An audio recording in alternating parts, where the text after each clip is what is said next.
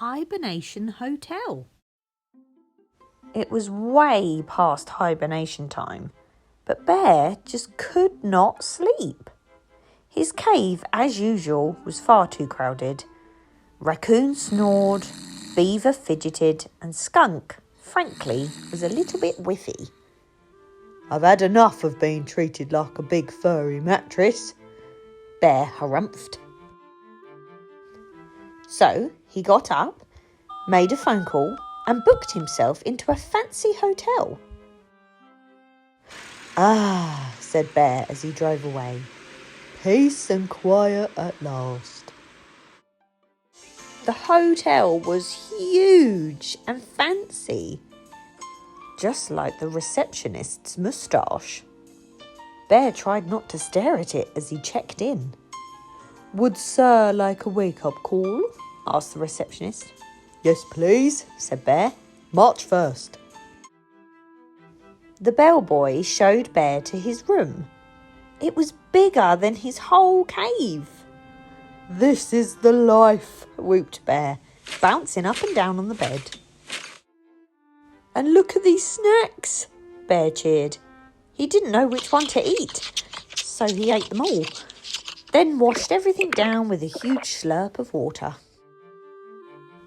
Bear used every bottle of shampoo and all the hot water too. Then he dried his hair, brushed his teeth, and flopped, exhausted, into bed. "Perfect," he yawned as he closed his eyes and... Boom, bippity, boom, boom, thump, thump, thump. Didn't fall asleep. "A party," groaned Bear. "This is worse than Raccoon snoring." He stomped down the corridor. "Would you mind keeping the noise down?" he growled, ever so politely. "I am trying to hibernate." His fellow guests were only too happy to oblige. Bear stumbled back to bed. But no matter how much he tossed and turned, Bear just could not sleep. "Ugh," he moaned. "This bed is too squishy for a big-boned bear." So he flung the bedding onto the floor and crawled beneath the heap. Toasty," sighed Bear, snuggling down. He grew toastier, then roastier, until... "Botheration!" he cried. "Now I'm too blinking hot." He threw off the bedding, opened the window wide, and let the cool night air ruffle his fur. Soon, Bear wasn't hot anymore, but he wasn't sleepy either. "Maybe a spot of TV will help me snooze," he sighed, and began to flick through the channels. There was nothing on but wildlife shows, and for some reason they made Bear feel sad. So he turned the TV off and flopped back into bed.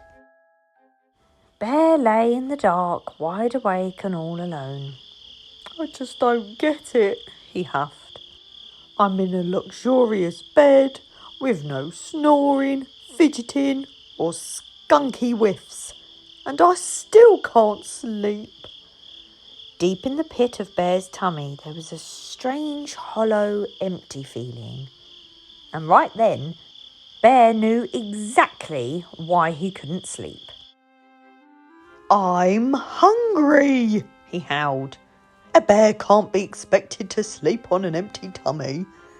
Bear phoned room service. "I'd like to order the menu, please," he said. "All of it." A few minutes later there was a knock on the door. The bellboy wheeled in the trolley. Bear licked his lips and lifted the largest cover. But instead of a fabulous feast, he found his furry friends. "What are you doing here?" bellowed Bear. "We missed you," they cried. "We can't get to sleep without you." Soon, Bear was buried beneath a pile of his sleepy pals. And even though Raccoon snored, Beaver fidgeted, and Skunk was still a bit whiffy, Bear didn't mind. He was finally fast asleep.